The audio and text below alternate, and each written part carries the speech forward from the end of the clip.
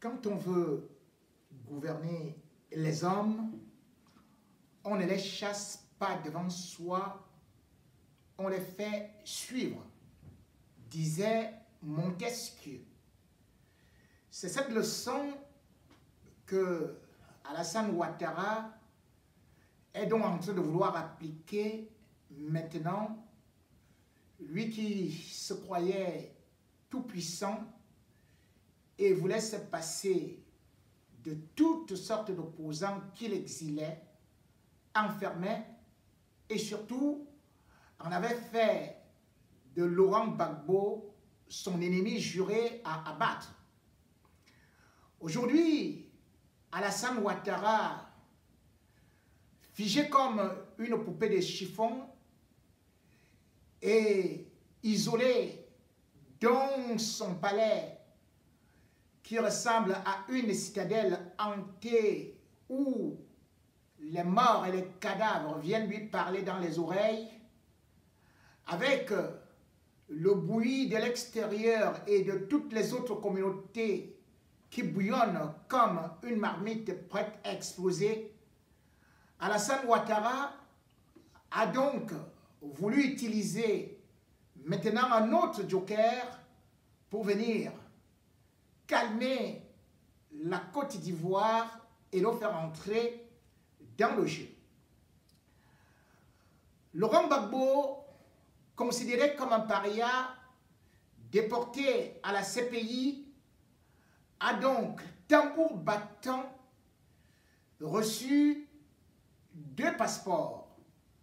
Un passeport ordinaire et un passeport diplomatique des mains pas moins de 2 ambassadeurs, dont un venant du ministère des Affaires étrangères de la Côte d'Ivoire et l'autre de l'ambassade de la Côte d'Ivoire en Belgique. Et bien sûr, cet acte, qui n'était pas gratuit, qui était bien calculé, était de vouloir montrer la magnanimité d'un Alassane Ouattara plein de bonté, plein d'humanité, qui voulait accorder une faveur à Laurent Gbagbo. Mais cependant, Laurent Gbagbo, qui ne se fait pas conditionner, qui ne marche pas sous la férule de qui que ce soit, qui n'est pas un wagonnet conduit par une locomotive ouattariste, a tout de suite fait une sortie par le truchement de son avocat, Maître Habiba Touré. Dans cette déclaration, tout en remerciant les autorités ivoiriennes, Laurent Gbagbo rappelle que le passeport n'est pas une faveur, c'est un droit, d'autant plus qu'il est un ancien chef d'État. Et à peine a-t-il obtenu le sésame qu'il a pourtant demandé avant l'élection présidentielle et qui lui a été refusé parce que Alassane Ouattara ne voulait pas qu'il vienne se mêler, Laurent Gbagbo tout de suite s'est érigé ou encore a repris son bâton de commandement comme véritable chef de l'opposition, voire comme la personnalité qui fait l'unanimité en Côte d'Ivoire. Aussi a-t-il immédiatement demandé à Alassane Ouattara, au pouvoir en place, de libérer les opposants qui étaient encore séquestrés comme des députés ou comme des militaires. Verbe haut et surtout critique assez acerbe pour quelqu'un qui venait à peine de recevoir 2 passeports et qui posait déjà des conditions régicides allant jusqu'à dénoncer les méthodes antidémocratiques utilisées par le régime en place et appelant également à ce que le régime puisse non seulement élargir le dialogue, mais surtout ne plus intimider les Ivoiriens par des arrestations, des séquestrations d'artistes et autres condamnations juste pour installer le totalitarisme et mettre une dictature pure et dure. Laurent Gbagbo n'a donc pas perdu de sa verve et de son verbe. Laurent Gbagbo, de par ses gestes, a encore démontré qu'à 75 ans, bien qu'étant exilé de ses terres, n'a pas perdu la boussole, ne se retrouve pas dans le triangle des Bermudes et n'est pas de cette catégorie de politiciens politicards qui, parce qu'ils se retrouvent affaiblis, se retrouvent finalement en train de se livrer à des compromissions et des concussions avec le pouvoir en place. Laurent Gbagbo, bien évidemment, avait sollicité toujours le dialogue. Lui a toujours tendu la main parce que c'est un politicien et non un haineux. C'est quelqu'un qui a toujours eu une oreille pour ses adversaires politiques, qu'il a respectés, qu'il n'a jamais calomnié, qu'il n'a jamais dénigré. Aussi, quand bien même il était président, il avait toujours continué à verser les émoluments à l'ancien chef d'État Henri Konan Bédié, tout comme Alassane Ouattara lui-même en avait bénéficié. Or, depuis avril 2011, où Alassane Ouattara avait décidé, de par la force et le soutien de l'armée française, agrémenté des rebelles, eh bien, le chef de l'État ivoirien, détenu en otage, d'abord à l'hôtel du Golfe, en Côte d'Ivoire, puis transféré en prison, a signé à résidence 8 mois avant d'être déféré à la Cour pénale internationale de la Haye. Humilié, on se serait au moins attendu qu'il devait entrer, au moins devait bénéficier de ses droits, tout comme son épouse, conformément à la loi. Puisque la loi demande qu'un ancien chef d'État ivoirien touche en moyenne 9 584 540 francs CFA. Et en plus de ça, il y a d'autres choses telles que le chauffeur, la garde et des mesures qui accompagnent les anciens chefs d'État ivoiriens qui s'élèvent à 5 500 000. Lorsqu'Alassane Ouattara est donc arrivé au pouvoir, il ne s'est pas rappelé que, à son temps, il avait bénéficié de tous ses droits. Lui, il a zappé tout pour Laurent Gbagbo. Et lorsqu'on fait aujourd'hui le total qui n'a pas été versé à Laurent Gbagbo, c'est au moins 909 millions. C'est donc Laurent Gbagbo qui doit demander le dédommagement à l'État ivoirien et non le contraire. Puisque Alassane Ouattara, candidat à l'élection présidentielle et mettant de la pression dans les médias français, avait déjà promis la prison à tous les opposants et avait demandé à Laurent Gbagbo de se la boucler parce qu'il y avait une peine de prison qui pesait sur lui. Et cette peine de prison n'était que politique puisque depuis le 15 janvier 2019, eh bien, Laurent Gbagbo avait déjà été déclaré non coupable des crimes de guerre et des crimes contre l'humanité au niveau de la CPI. Mais malgré tout, il avait été maintenu en otage, incapable de pouvoir s'est déplacé. Et malgré tout, Laurent Gbagbo avait pris ça sur lui. Et lorsqu'il est donc déclaré complètement relaxé, c'est là où Alassane Ouattara, qui avait déjà engagé un autre procès, va faire qu'on le condamne à 20 ans de prison, sans pour autant oublier plus de 300 milliards à payer à l'État ivoirien. Une condamnation politique qui, effectivement, devait empêcher en 2020 à Laurent Gbagbo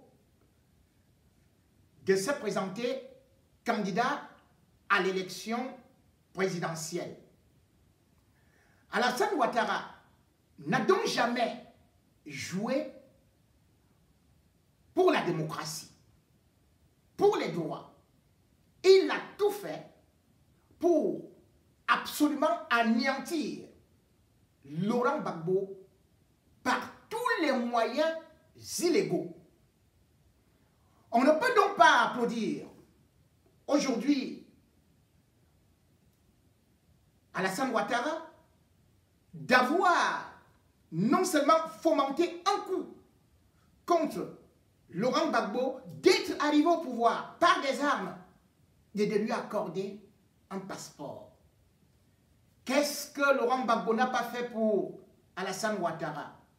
Lorsque Alassane Ouattara lui-même avait été écarté de l'élection présidentielle et parce qu'on jugeait qu'il avait commis le faux et bien sûr que sa nationalité était douteuse. N'est-ce pas Laurent Gbagbo qui a tendu les bras, qui a signé l'amnistie, ne serait-ce que pour Alassane Ouattara pour qu'il puisse se présenter à cette élection? Cette loi d'amnistie en 2007 lui a ouvert toutes les portes sans pour autant oublier qu'en 2004, il avait déjà aussi eu à prendre d'autres lois, au moins 7, pour des mesures d'apaisement. On n'oubliera pas que c'est ce Laurent Gbagbo également qui a accepté, voire initié, était l'acteur principal des accords de Marcoussis pour la paix en Côte d'Ivoire. Mais c'est Laurent Gbagbo qui a été sacrifié après la crise post-électorale de la Côte d'Ivoire de 2010 et a été jeté en prison. Maintenant, il n'était pas là. Pendant cette nouvelle élection de 2020, 2 mandats et un 3e mandat, et d'ailleurs dans sa déclaration, Laurent Gbagbo parle d'un mandat illégal, anticonstitutionnel, dans la déclaration qui est signée par Maître Abiba Touré. De cette élection, venant donc de ce qu'on peut appeler un véritable coup d'État constitutionnel, Laurent Gbagbo avait fait une sortie à TV5 Monde pour alerter la communauté internationale sur les dangers que courait la Côte d'Ivoire. Alassane Ouattara, convaincu qu'il est à la fois Pelé, Maradona, Lionel Messi, Cristiano Ronaldo, grand éléphant de la politique, se voyait donc écraser tout le monde, jouer seul et marquer le but, c'est oui. Faire la passe à un boiteux qui était son premier ministre, qu'il savait naturellement qu'il était exposé et qu'il ne pouvait pas aller jusqu'au bout. Alassane Ouattara a donc, de par sa façon de jouer, de pratiquer l'anti-jeu, plongé la Côte d'Ivoire dans une autre crise. Cette crise, aujourd'hui, il croyait qu'après l'élection, tout allait se tasser, d'autant plus qu'il allait appeler, bien sûr, Konan Bédié pour se filmer avec lui et que le peuple allait se calmer, tout allait rentrer dans l'ordre. Alassane Ouattara comptait également sur la France avec Emmanuel Macron qui s'est dépêché à le féliciter. Sauf que, aujourd'hui, il est coincé. Coincé parce que le mot d'ordre de désobéissance civile continue. Et au-delà de ça, dans ce qu'il attendait comme une razzia de félicitations, l'Union européenne s'est plutôt retenue après avoir porté beaucoup de critiques. Et bien sûr aussi, on a vu la sortie de la haute commissaire des droits de l'homme de l'ONU, Michelle Bachelot, qui a bel et bien aussi appelé à un véritable dialogue, étant inquiète de la situation de la Côte d'Ivoire. Sans pour autant oublier que le nouveau rapport de Human Rights Watch est en train de montrer le visage démoniaque d'Alassane Ouattara, qui est en train de plonger encore la Côte d'Ivoire dans l'abîme. Puisque de ce rapport, qui est couplé avec celui d'Amnesty International, on découvre que juste du 31 octobre au 10 novembre, il y a eu au moins 52 morts. Human Rights Watch a d'ailleurs eu à appeler des témoins, 36, qui ont fait des récits accablants. Des récits accablants où le régime Ouattara non seulement a installé des milices, mais surtout des policiers qui ne pouvaient pas intervenir.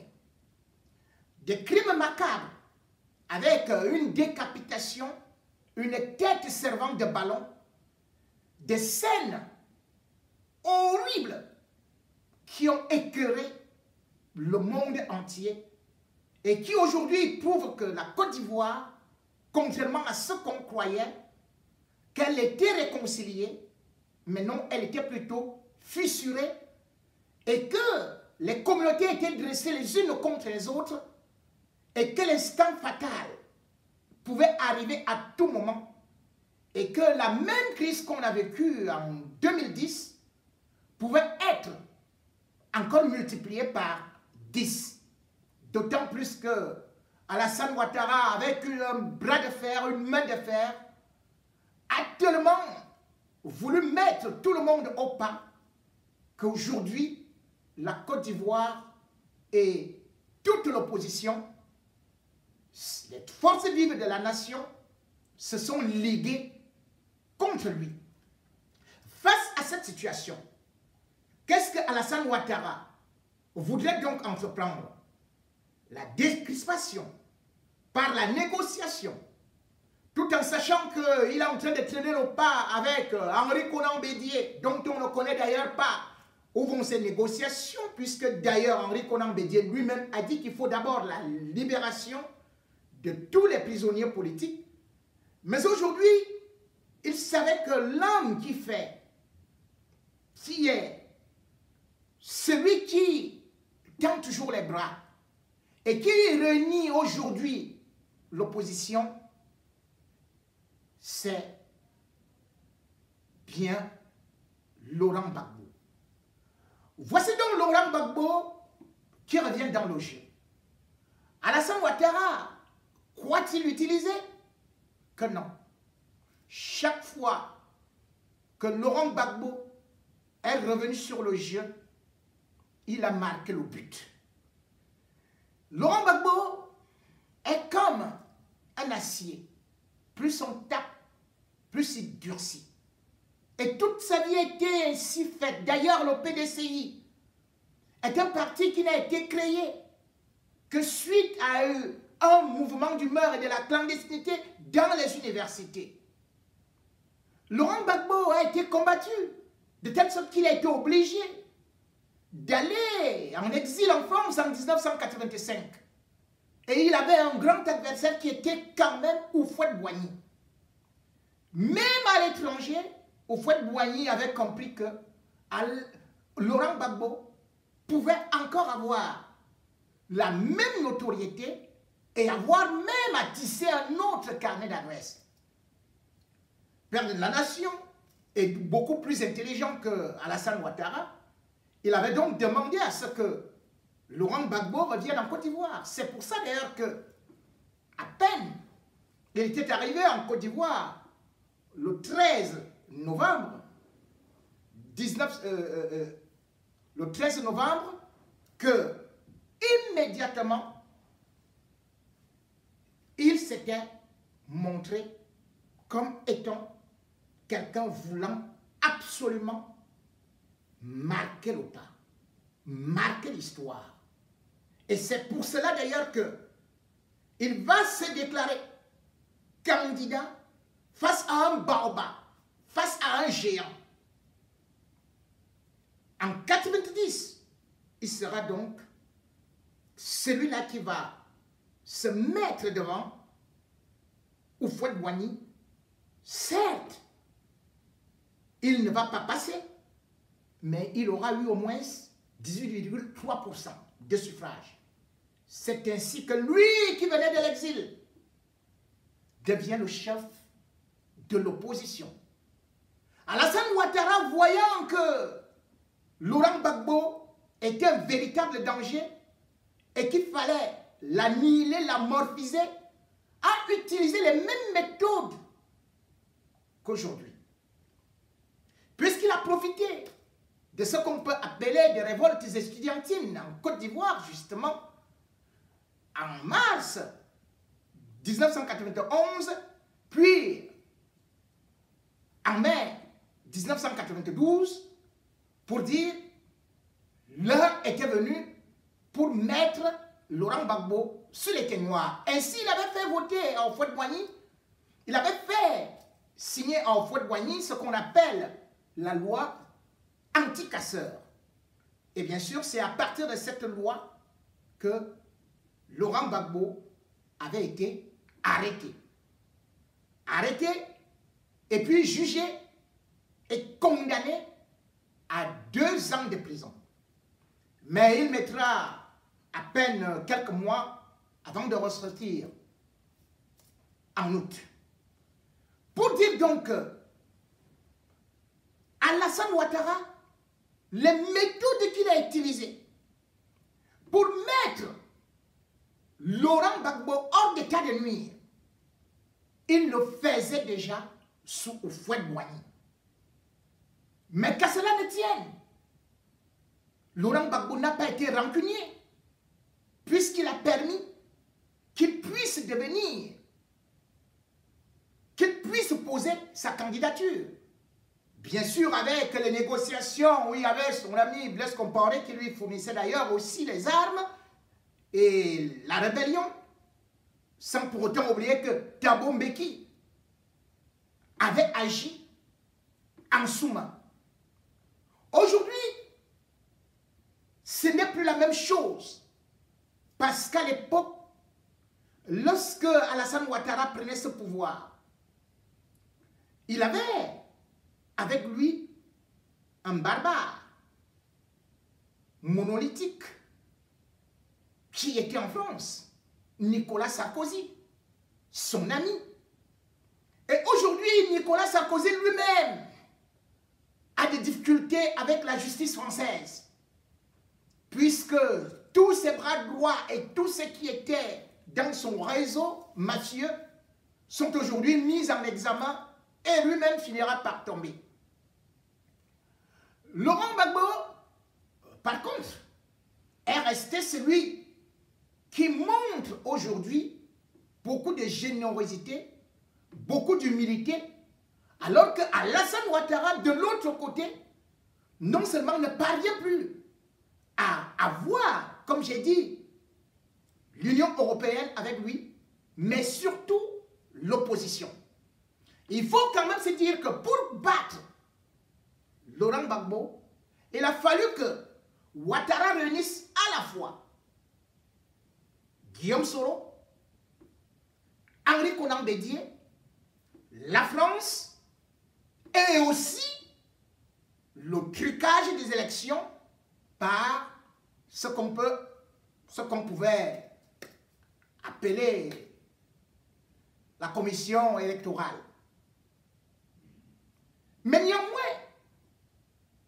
Alassane Ouattara pouvait encore faire mieux s'il quittait était-elle au pouvoir, sans chercher à vouloir montrer que, du haut de sa prestance, il fut le seul souverain choisi par Dieu, l'élu, celui qui devait conduire la Côte d'Ivoire à la terre promise, et sans lui, plus rien.